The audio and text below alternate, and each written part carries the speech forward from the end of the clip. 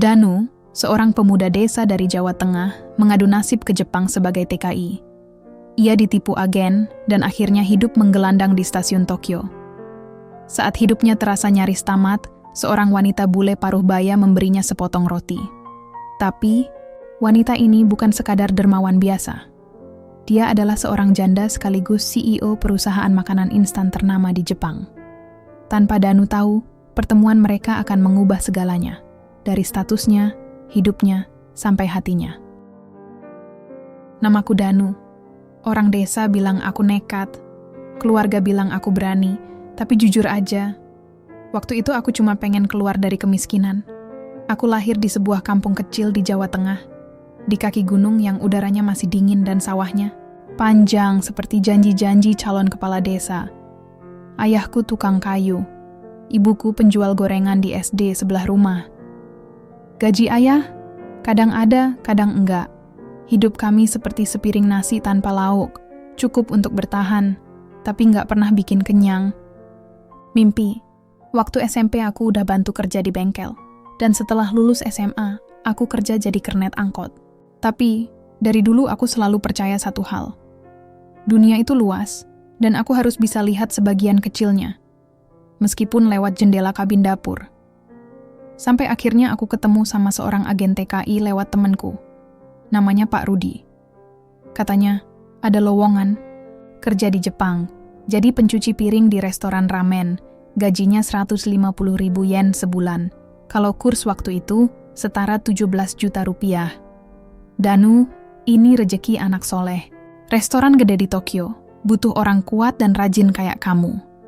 Katanya sambil nunjukin foto-foto restoran dari internet. Aku yang polos dan haus harapan, langsung percaya. Uang tabungan dari jadi kernet, ludes buat ngurus paspor, pelatihan, dan administrasi buat Pak Rudi. Tapi aku nggak peduli. Dalam pikiranku, begitu sampai Tokyo, semua akan berubah, dan memang berubah. Tapi, bukan seperti yang kubayangkan. Hari aku mendarat di Bandara Narita, udara dingin langsung menyambut tulangku. Ini kali pertama aku naik pesawat. Aku senyum-senyum, sendiri waktu lihat vending machine, papan arah dalam bahasa Jepang, dan orang-orang yang jalannya cepat seperti dikejar mimpi. Aku merasa seperti figuran dalam film Jepang, yang lupa dikasih skrip. Sesuai petunjuk Pak Rudi, aku harus nunggu dijemput di pintu keluar Terminal 2. Katanya, ada sopir yang bakal bawa aku ke tempat kerja.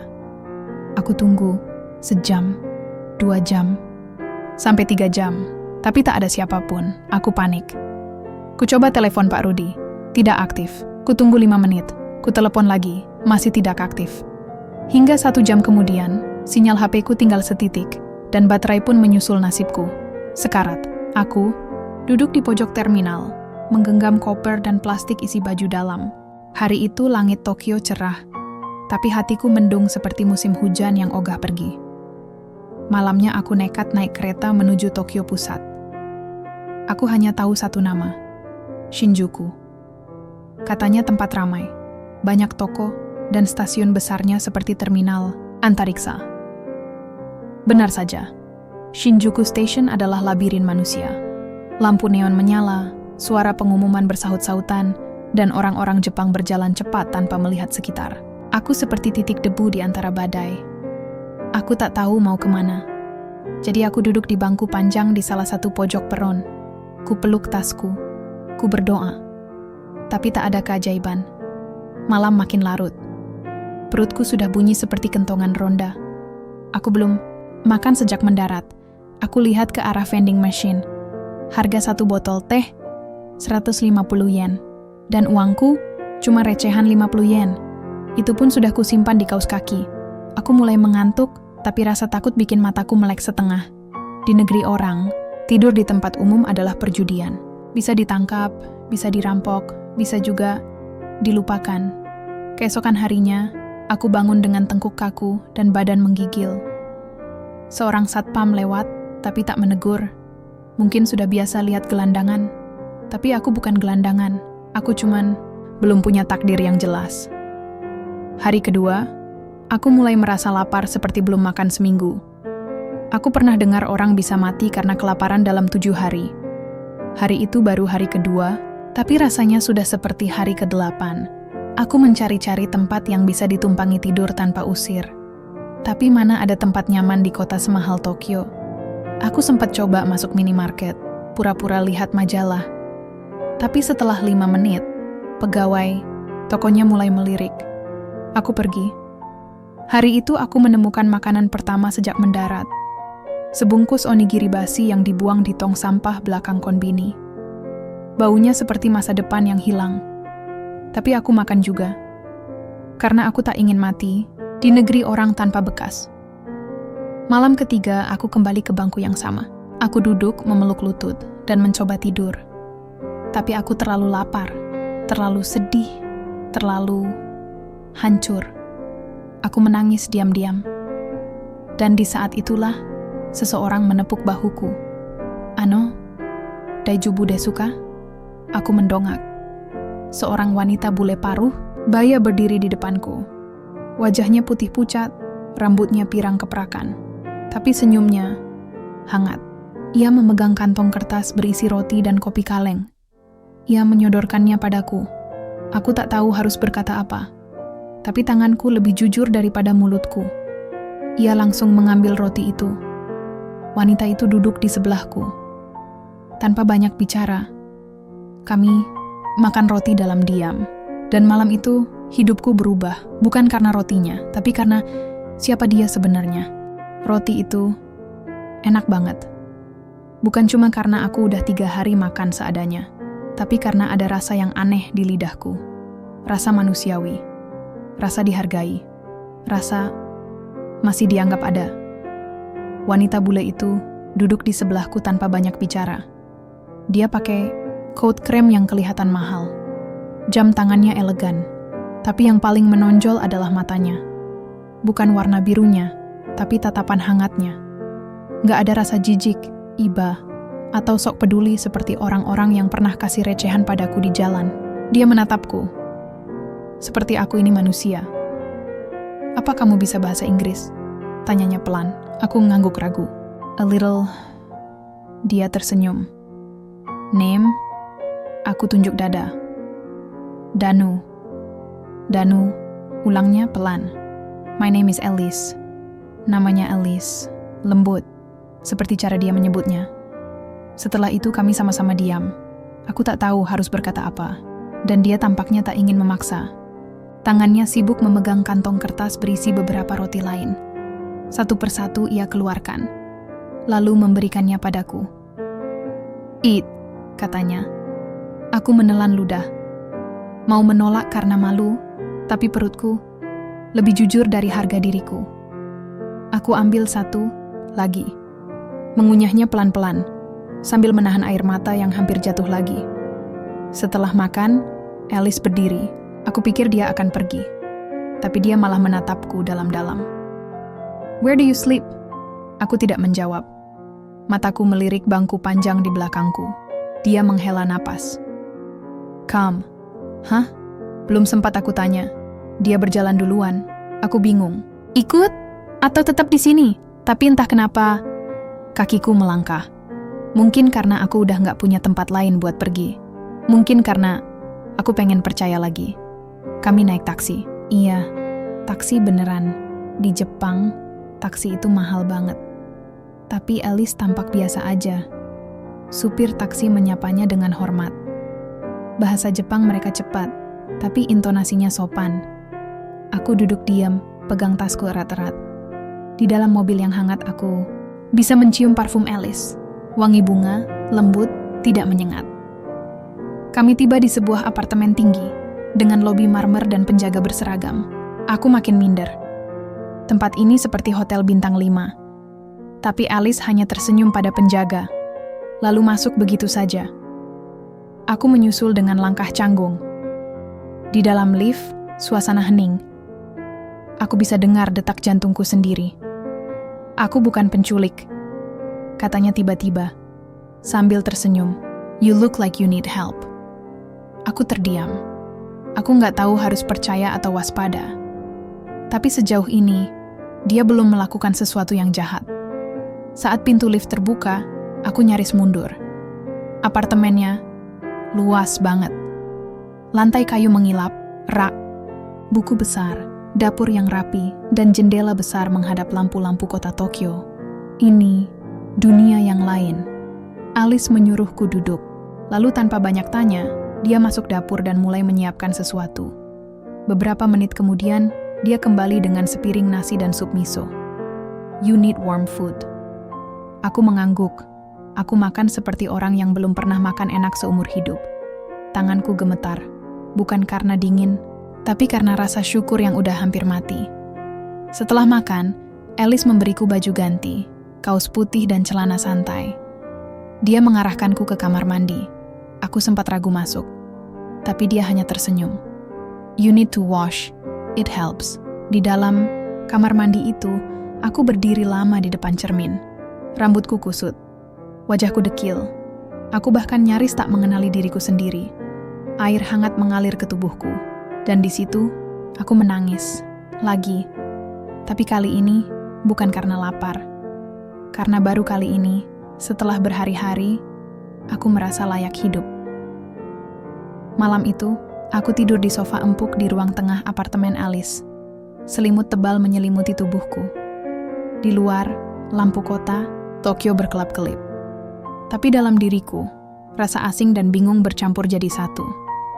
Siapa sebenarnya wanita ini? Kenapa dia begitu peduli dan kenapa dia tinggal sendirian di apartemen semewah ini? Sebelum mataku menutup, aku menatap langit-langit.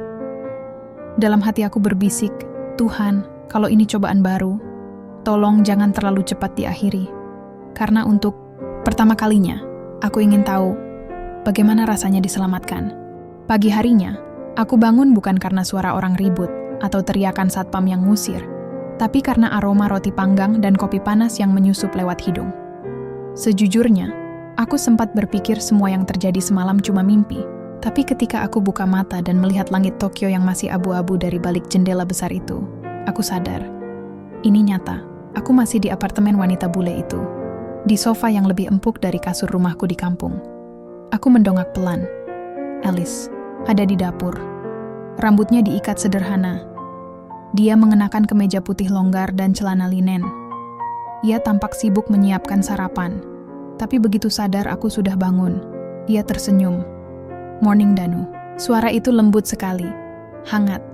Aku cuma bisa senyum malu-malu, lalu buru-buru duduk rapi, biarpun rambutku masih aut-autan dan bajuku kedodoran. Ayo makan dulu, katanya. Di meja ada 2 piring roti panggang dengan telur orak-arik dan irisan alpukat. Kopi panas mengepul dalam cangkir keramik berwarna biru laut. Aku nyaris tak percaya. Ini sarapan atau pameran kuliner? Alice duduk di seberangku. Feeling better? Tanyanya. Aku mengangguk. Yes. Thank you, Alice. Don't mention it. Kami makan dalam diam. Tapi bukan diam yang canggung, diam yang damai. Setelah beberapa suapan, aku mulai memberanikan diri bertanya. Why did you help me? Alice berhenti sebentar. Lalu ia menatapku dengan pandangan yang sulit dijelaskan, antara iba dan sesuatu yang lebih dalam. Because I know what it feels like to be hungry and invisible. Jawaban itu membuatku terdiam. Lalu, dia melanjutkan. Many years ago, I was like you, in Warsaw, cold, alone. Warsaw? Aku menatapnya lebih lekat. Polandia? Tanyaku. Dia tersenyum. Yes, I came from there. My family was poor. I left home at 17. I slept in train stations too. But Tokyo gave me second chance. Aku tidak menyangka. Wanita elegan ini pernah sejatuh itu. Lalu satu pertanyaan lagi muncul di kepalaku. Tapi aku terlalu takut untuk menanyakannya. Namun entah kenapa, Alice seperti tahu apa yang aku pikirkan. You're wondering what I do now? Aku hanya bisa tersenyum kikuk. Alice berdiri, lalu mengambil sesuatu dari laci kecil di ruang tengah. Dia menyerahkan padaku sebuah kartu nama. Aku membacanya pelan, Alice R. Hoffman CO. Saki Foods International DG. Aku menelan ludah. Saki Foods? Bukankah itu nama perusahaan makanan instan yang terkenal di Indonesia juga? Aku bahkan pernah makan ramen cupnya waktu kerja di bengkel. Murah tapi enak. Kepalaku langsung penuh tanda tanya. Bagaimana mungkin wanita ini bisa jadi CEO perusahaan sebesar itu? Aku nggak ngerti, kataku lirih. Kenapa orang seperti Anda menolong orang seperti saya? Alice tersenyum kecil, tapi matanya berkaca-kaca. Because someone once did it for me. Aku terdiam, lalu dia berdiri. Kamu bisa tinggal di sini sementara, sampai kamu tahu mau kemana. Mataku membelalak. Tinggal di sini? Alice mengangguk pelan. Yes, don't worry. I have many empty rooms. Dan kamu tidak akan jadi beban. Jantungku berdetak makin cepat. Ini seperti cerita di film. Tapi aku tahu betul, hidup bukan film. Di balik kebaikan, seringkali ada bayangan. Tapi Alice tak memberi kesan menyembunyikan sesuatu. Dia berjalan ke balkon, lalu menatap langit pagi Tokyo yang mulai cerah. Aku sendiri sekarang, katanya lirih. Aku mendekat, berdiri di belakangnya. Tak ingin menyela, tapi penasaran. My husband died 2 years ago, lanjutnya. He built this company with me. Aku langsung menunduk. Maaf, Alice menggeleng. No need, he was a good man. But after he left, rumah ini terlalu sepi. Dia berbalik menatapku. Dan semalam, kamu mengingatkanku pada diriku dulu. Hari itu berlalu seperti mimpi yang terlalu indah untuk diulang. Alice memberiku pakaian yang layak, bahkan sepasang sepatu bersih. Ia menyiapkan kamarku, kamar sungguhan, dengan ranjang, lemari, dan meja belajar kecil. Aku terharu, tapi juga bingung. Kenapa hidup tiba-tiba membawaku ke sini? Apa ini cuma sementara, atau ada alasan lebih besar di balik pertemuan kami? Menjelang malam, saat aku duduk sendirian di balkon, Alice datang membawakanku minuman hangat. Ia duduk di sampingku. Besok aku harus ke kantor, katanya. Kamu mau ikut? Aku menoleh cepat. Ikut? Ke kantor? Ibu? Dia tertawa kecil. Jangan panggil ibu. Aku belum setua itu. Aku nyengir malu. Alice melanjutkan. Kamu butuh lihat dunia yang lebih luas, Danu. Dan aku butuh seseorang yang jujur di sisiku. Aku tak paham maksudnya. Tapi dalam hatiku, aku merasa roti dari Alice bukan cuma mengisi perutku, tapi juga mengisi hidupku yang kosong. Aku belum pernah pakai sepatu semahal ini. Bahkan mungkin baju yang kupakai hari ini lebih mahal dari motor tua yang biasa kupakai antar jemput anak sekolah di kampung dulu. Tapi hari itu, aku berdiri di dalam mobil sedan hitam yang mengilap dengan sopir berjas duduk di depan, dan wanita bule paruh baya bernama Alice duduk di sampingku. Tujuan kami, kantor pusat Sake Foods International di distrik bisnis Shibuya, Tokyo. Setiap detik terasa tak nyata. Dulu aku cuma pengen bisa kerja bersih-bersih di restoran ramen. Sekarang aku malah ikut CEO-nya ke kantor. Aku terus gelisah, tangan dingin, napas nggak karuan. Relax Danu, ucap Alice lembut. Tanpa menoleh, they won't bite. Aku tertawa gugup. Saya takut salah ngomong. Just be yourself, katanya. You're not here to impress them. You're here with me. Kalimat itu seperti selimut yang menenangkan, tapi juga jadi racun. Manis di dadaku. Aku nggak ngerti. Kenapa aku? Dari ribuan orang di Tokyo. Kenapa aku yang tidur di bangku stasiun yang dia pilih? Begitu masuk gedung kantor, semua mata menoleh. Siapa laki-laki berwajah Asia Tenggara, berkulit sawo matang, pakai baju semi-formal, tapi jalannya canggung seperti anak magang? Aku para staf menyapa Alice dengan hormat. Beberapa bahkan menunduk. Tapi saat mataku bertemu dengan mereka, ada pandangan tak nyaman. Mungkin heran, mungkin curiga. Tapi Alice tak peduli. Dia menggandeng lenganku, bukan romantis, tapi protektif. Seolah ingin bilang ke semua orang, ini tamuku, hormati dia. Kami naik ke lantai 17. Di dalam, suasana berubah. Koridor kayu minimalis, lampu temaram hangat, dan ruang rapat dengan dinding kaca menghadap kota. Inilah markas perusahaan makanan instan terbesar kedua di Jepang. Dan aku masih bertanya-tanya, apa peranku di sini? Alice mengenalkanku pada beberapa staf penting. Ada yang bersikap ramah, ada yang sekadar basa-basi, tapi tak sedikit yang menatapku, seperti virus asing yang tiba-tiba masuk sistem. Siapa dia? Pacarnya? Pembantu? Barunya, aku pura-pura nggak dengar, tapi telingaku cukup peka untuk menangkap suara-suara sumbang itu. Siang itu, Alice mengajakku makan siang di ruang makan khusus eksekutif. Aku canggung duduk di sampingnya. Meja kayu besar, piring porselen, makanan yang disajikan seperti galeri, seni. Aku cuma bisa tersenyum kikuk sambil nyuap pelan. Gimana? Tanya Alice sambil menyuap saladnya. Enak banget, tapi saya nggak ngerti namanya. Dia tertawa pelan. It's French, tapi rasanya tetap makanan, bukan pelajaran. Selesai makan, kami kembali ke ruangannya. Alice duduk di balik mejanya, membuka laptop, lalu menatapku. Danu, kamu punya mimpi? Pertanyaan itu membuatku terpaku. Lama aku diam. Mimpi? Ulangku pelan. Dia mengangguk. Aku menghela napas. Dulu, saya pengen punya warung makan yang bersih, sederhana, tapi bisa bantu orang lapar. Alice tersenyum. That's a good dream. Dia berdiri, lalu menggeser sebuah papan tulis ke hadapanku. Di sana ada coretan tentang produk baru. Sake Village Series, rasa-rasa tradisional Asia Tenggara. Kamu tahu rendang? Tanyanya. Aku tertawa. Tahu banget. Bagaimana kalau suatu hari ada mie instan rasa rendang dari Indonesia yang kamu bantu buat? Aku terdiam. Bingung harus senang atau takut. Aku lagi cari inspirasi, ucapnya. Dan kamu membawa rasa itu, rasa rumah. Hari itu aku mulai sadar, Alice bukan cuma CEO, dia juga pencari rasa, pencari cerita. Dan aku mungkin jadi satu dari sedikit orang yang dipilihnya untuk jadi bagian dari itu. Tapi tentu saja, dunia tak seindah itu.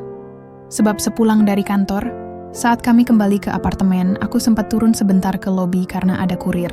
Dan di sana, 2 pegawai kantor Alice, yang tadi kulihat di ruang rapat, sedang bicara dengan bahasa Jepang cepat. Aku tak sepenuhnya paham.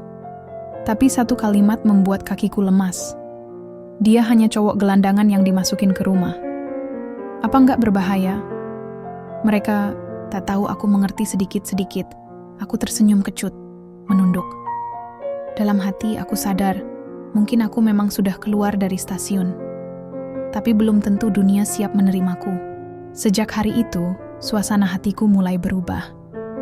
Bukan karena Alice, bukan karena tempat tinggal yang mewah, tapi karena bisikan-bisikan yang kutangkap, lirih tapi tajam, dari orang-orang sekitarnya. Ada yang menganggapku gelandangan yang numpang, hidup. Ada yang menyindir Alice di belakang. Dia lagi kesepian aja, makanya bawa laki-laki dari jalanan. Senyuman mereka palsu, tatapan mereka menyelidik. Dan aku, meskipun pura-pura bodoh, bukan orang bego, aku bisa merasakannya. Di kantor aku tak lagi nyaman. Bahkan sekadar menemani Alice ke acara rapat jadi beban batin. Aku bukan siapa-siapa, aku bukan lulusan luar negeri. Bahasa Jepangku pun masih setengah-setengah. Setiap langkahku terasa seperti salah. Bahkan napasku pun terasa berisik. Tapi Alice tetap bersikap seperti biasa. Ia tetap ramah, tetap perhatian. Bahkan makin sering mengajakku berdiskusi soal produk baru. Suatu malam, ia bahkan memintaku mencicipi 5 varian rasa mie instan yang sedang dikembangkan. Yang mana paling mengingatkanmu pada kampung? Tanyanya. Aku jawab, pelan. Yang rasa ayam kampung ini. Kuahnya kayak masakan ibu. Dia tersenyum. Then we'll call this ayam kampung Danu. Aku tercekat. Hah? Nggak usah pakai nama saya. Dia menatapku serius. Kamu inspirasi rasa ini, kamu pantas. Dapat pengakuan. Aku senyum kecil. Tapi dalam hati, aku justru makin takut. Malamnya, aku duduk sendirian di balkon. Kota Tokyo di malam hari selalu tampak megah. Tapi hati manusia kadang justru makin sepi di tengah keramaian. Alice datang, membawa 2 cangkir teh hangat. Ia duduk di sebelahku, lalu berkata pelan, "Kamu berubah, Danu. Kenapa?" Aku diam sejenak, lalu aku beranikan diri bicara. Saya merasa, "Enggak pantas, Alice. Saya ini siapa? Datang ke Jepang cuma karena ditipu. Tidur di stasiun. Sekarang tiba-tiba ada di rumah CEO. Makan makanan mahal. Ikut rapat. Bahkan dikasih nama buat produk." Alice mendengarkan tanpa menyela. Saya takut. Semuanya ini cuma mimpi. Atau jebakan. Dan saya juga takut bikin ibu. Maksud saya, bikin Alice dipandang buruk. Alice menatapku lama. Matanya seperti menelanjangi isi kepalaku. "Kamu tahu, ketika aku dan suamiku membangun Sake, orang juga bilang kami gila. Kami bukan orang Jepang. Kami bukan siapa-siapa, tapi dia pernah bilang padaku, kalau kamu terus hidup dari apa kata orang, kamu akan mati dalam pikiran mereka." Aku tertunduk. Alice melanjutkan, "Aku tak butuh kamu sempurna, Danu. Aku cuma butuh kamu jujur." Beberapa hari kemudian, gosip mulai menyebar lebih luas. Salah satu media gosip online di Jepang menulis, CEO Sake Foods terlihat bersama pria asing misterius. Siapakah dia? Karyawan, kekasih rahasia, atau orang jalanan yang dipungut? Foto, kami waktu di acara peluncuran produk bocor ke publik. Komentar-komentar muncul. Dia siapa? Kenapa CEO sekelas Alice Hoffman dekat dengan orang seperti itu? PR perusahaan buruk sekali. Aku langsung membeku saat membaca berita itu di layar ponsel yang dipinjamkan Alice. Tanganku gemetar. Rasa malu seperti tsunami menyapu diriku. Dan lebih buruk lagi, di hari yang sama, Dewan Direksi memanggil Alice untuk rapat tertutup. Aku tak diajak. Alice keluar dari ruangan 1 jam kemudian dengan wajah kaku. Di mobil, ia diam. Dan aku terlalu takut bertanya. Di apartemen malam itu, aku memberanikan diri bicara. "Alice, mungkin sudah waktunya saya pergi." Dia menoleh pelan. "Pergi kemana?" "Entah. Mungkin ke Osaka. Atau pulang ke Indonesia." "Apa kamu marah padaku?" "Tidak. Justru sebaliknya. Terlalu banyak yang sudah Alice lakukan buat saya. Tapi saya tidak ingin jadi alasan Alice kehilangan reputasi atau posisinya." Alice menatapku. Matanya merah. Tapi ia tahan air matanya. "Kalau kamu pergi, kamu bukan lagi orang yang kutemukan di stasiun dulu. Tapi kamu jadi orang yang menyerah sebelum diuji." Aku tak bisa jawab. Karena malam itu, aku benar-benar tak tahu. Apakah aku harus bertahan dalam rasa minder yang membunuh pelan-pelan, atau pergi, meski tak punya tempat untuk pulang. Aku pergi malam itu juga, tanpa pesan, tanpa pamit. Kupikir itu cara terbaik. Bukankah begitu biasanya pria-pria dalam film-film ketika mereka merasa tak pantas? Aku tinggalkan pakaian, sepatu mahal, bahkan kartu akses apartemen. Yang kubawa hanya tas kecil dan selembar uang sisa dari pemberian Alice. Cukup untuk 2 hari hidup hemat di kota sebesar Tokyo. Aku tak tahu tujuan pasti, tapi tubuhku membawa langkah ke stasiun Shinjuku. Tempat semua ini bermula. Tempat aku dulu mengira hidupku akan hancur. Dan sekarang, mungkin juga tempat aku bisa menghancurkan diriku sendiri. Dengan tenang. Kursi panjang di pojok peron masih ada. Tapi kali ini, dinginnya lebih menusuk. Bukan karena udara, tapi karena aku sadar. Aku memilih untuk kehilangan satu-satunya orang yang benar-benar melihatku sebagai manusia. Keesokan paginya, aku terbangun karena suara sepatu hak tinggi yang terburu-buru. Kupikir itu mimpi. Tapi ketika aku membuka mata, aku melihat Alice berdiri di depanku.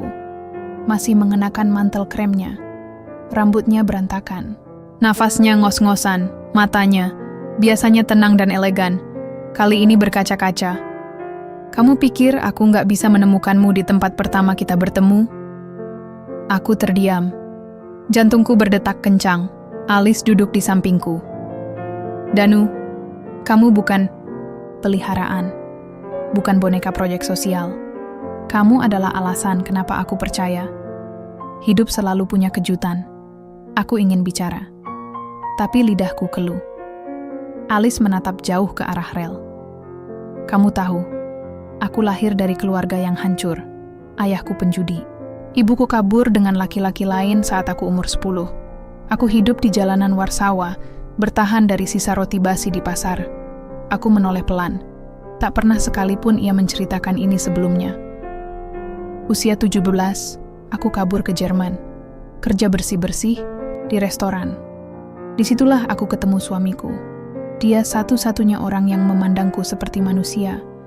Sama seperti caraku melihatmu waktu itu. Alice menghela napas dalam. Setelah dia meninggal, aku hancur. Semua orang lihatku sebagai janda kuat, CEO sukses. Tapi sebenarnya, aku cuma wanita tua kesepian yang menunggu seseorang. Siapa saja yang mau duduk dan makan roti bersamaku tanpa pamrih. Aku mulai menangis, bukan karena kasihan padanya, tapi karena kami sama. Aku kira cuma aku yang merasa kecil. Ternyata Alice juga pernah merasa tidak berarti, dan mungkin sampai sekarang pun masih. Alice memegang tanganku. Kamu pikir kamu yang butuh ditolong, padahal aku yang butuh seseorang seperti kamu untuk tetap hidup. Aku menggeleng pelan. Tapi dunia nggak akan terima. Mereka lihat saya cuma orang gagal, mantan gelandangan, pemulung roti. Mereka akan mencemooh Alice kalau tetap dekat dengan saya. Alice tersenyum pahit. Dunia memang begitu, tapi dunia juga tak pernah cukup kuat untuk menjatuhkanku. Dan kamu tidak harus jadi orang sempurna untuk bisa tinggal di sisiku. Kami kembali ke apartemen. Aku tak lagi bicara banyak, tapi malam itu, Alice memberiku sesuatu. Sebuah buku catatan kecil bersampul coklat tua. Ini buku suamiku, katanya. Di halaman belakang, dia pernah menulis satu kalimat yang selalu kupegang sampai hari ini. Aku buka halaman terakhir. Tulisan tangannya halus, tapi kuat. Orang paling berarti adalah yang tetap tinggal saat semua pergi. Aku kembali bekerja, bukan sebagai manajer, bukan pula eksekutif. Alice menempatkanku di dapur percobaan sake, membantu menciptakan varian rasa baru dari berbagai daerah di Asia Tenggara. Aku belajar tentang bumbu, tekstur, bahkan seni menyusun rasa. Tim dapur awalnya ragu menerimaku, tapi pelan-pelan mereka mulai paham. Aku bukan musuh. Aku cuman manusia yang sedang tumbuh. Dan Alice, ia tak pernah lagi peduli pada komentar orang.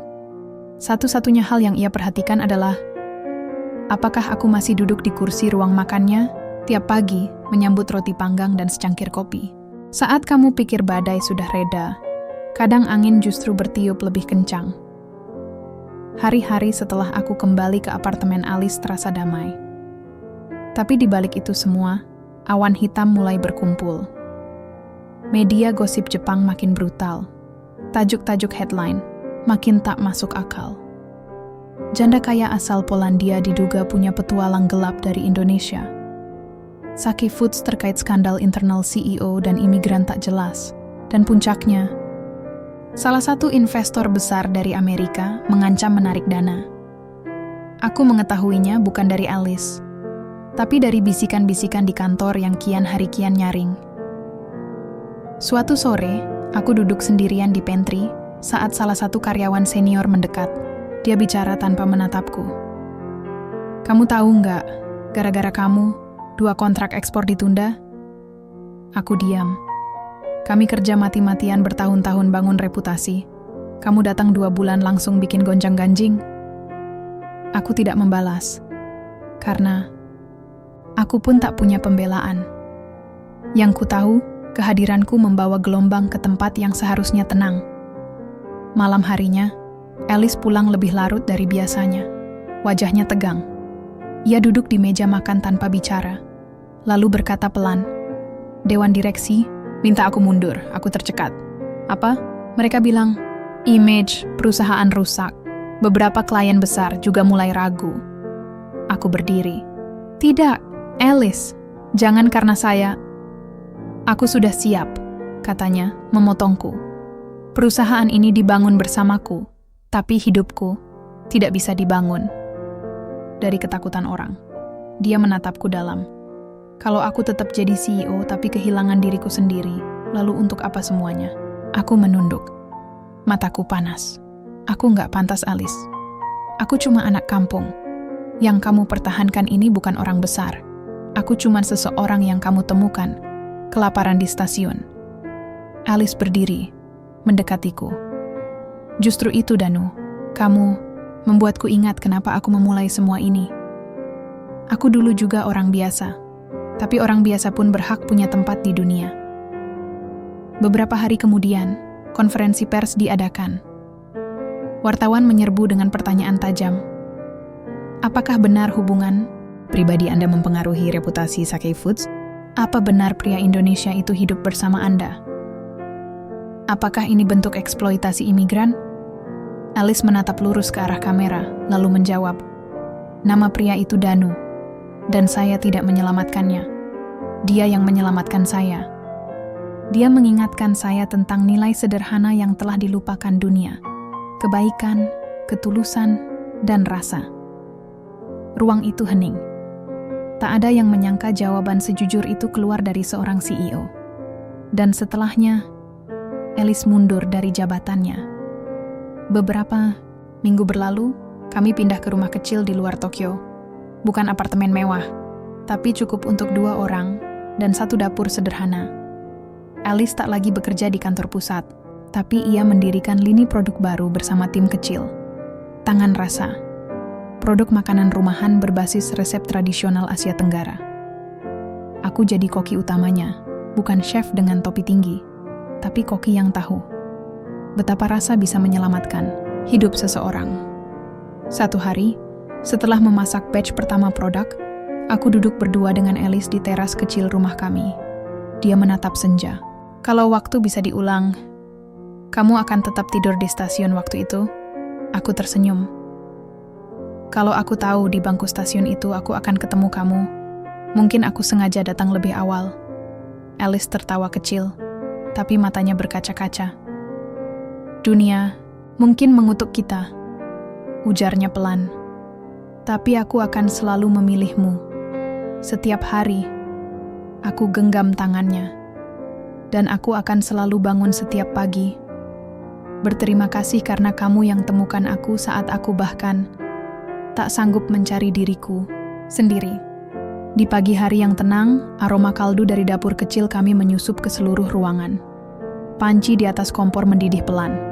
Di dalamnya, racikan resep warisan ibuku, sup bening ayam kampung, dengan irisan daun bawang dan bawang goreng buatan sendiri.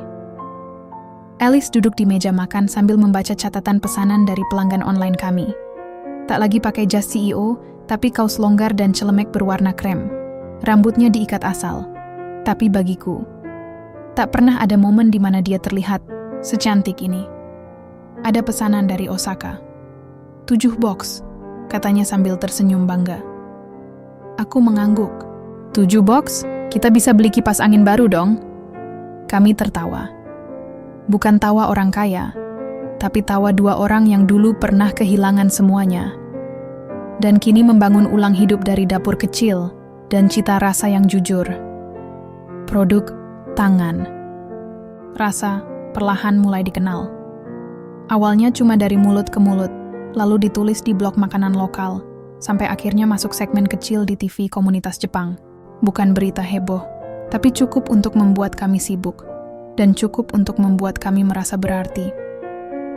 Tiap malam, kami duduk berdua di teras kecil, membicarakan menu besok, kadang bertengkar soal bumbu, lalu tertawa dan berdamai dengan sepiring roti panggang. Roti simbol sederhana yang dulu menghubungkan 2 orang dari dunia yang berbeda. Aku, pemuda dari desa kecil di Indonesia, dan Alice, janda CEO dari Eropa Timur yang kehilangan arah. 1 potong roti, dan hidup kami berubah total. Suatu malam, aku memberanikan diri bertanya, Alice, kamu pernah nyesel nggak ketemu aku di stasiun dulu? Alice memandangku dengan mata jernihnya. Kalau aku nggak menepuk bahumu waktu itu, mungkin aku masih duduk sendirian tiap malam, memandangi dapur yang sunyi. Aku tersenyum. Tapi kemudian, berkata pelan, aku juga nyaris nggak bangun pagi itu. Waktu itu aku pikir, mungkin lebih baik aku nggak ada. Alice menggenggam tanganku erat. Kalau kamu nggak ada, siapa lagi yang bisa bikin rasa ayam kampung seenak ini? Kami tertawa, tapi aku tahu, di balik canda itu, ada luka yang perlahan sembuh. Luka tentang harga diri, tentang kehilangan, tentang dunia yang kadang terlalu kejam untuk orang-orang yang cuma ingin hidup sederhana. Beberapa bulan kemudian, saat festival makanan lokal digelar di Tokyo, kami buka booth kecil. Tenda kami sempit, tapi antreannya panjang. Banyak yang penasaran. Siapa di balik rasa-rasa unik dari Asia Tenggara ini? Seorang reporter muda mewawancaraiku. Kenapa Anda menamai merek ini Tangan Rasa? Aku tersenyum, lalu menjawab, karena rasa tidak datang dari dapur mahal atau bumbu impor. Rasa datang dari tangan yang pernah menggenggam luka, menggenggam harapan dan menggenggam tangan satu sama lain saat dunia memilih untuk membiarkan kami jatuh. Di hari terakhir festival, seorang anak kecil menghampiri booth kami. Dia menunjuk foto Alice yang tertempel di banner. Itu ibu kamu? Aku tertawa kecil. Bukan. Dia temanku. Malaikatku. Anak itu mengangguk. Aku suka makanan kalian. Rasanya kayak rumah. Dan di situ, di tengah tenda kecil, di antara bau masakan dan suara festival, aku sadar. Aku mungkin tidak pernah punya ijazah luar negeri. Aku mungkin pernah tidur di stasiun, makan sisa roti basi, dan jadi bahan gosip sejagat Tokyo. Tapi hari ini, aku punya dapur, aku punya rasa, aku punya tempat, dan aku punya dia. Epilog. Suatu malam, kami duduk berdua. Alice menyodorkan 2 potong roti panggang dan secangkir teh hangat. Dia berkata, kita bisa buka cabang di Jakarta. Apa kamu siap pulang? Aku mengangguk. Pelan. Siap. Tapi kali ini, bukan sebagai pelarian. Alice menatapku penuh makna. Tapi sebagai pemilik rasa, aku tersenyum. Sebagai orang yang pernah tidur di stasiun dan bangun dengan takdir baru. Tamat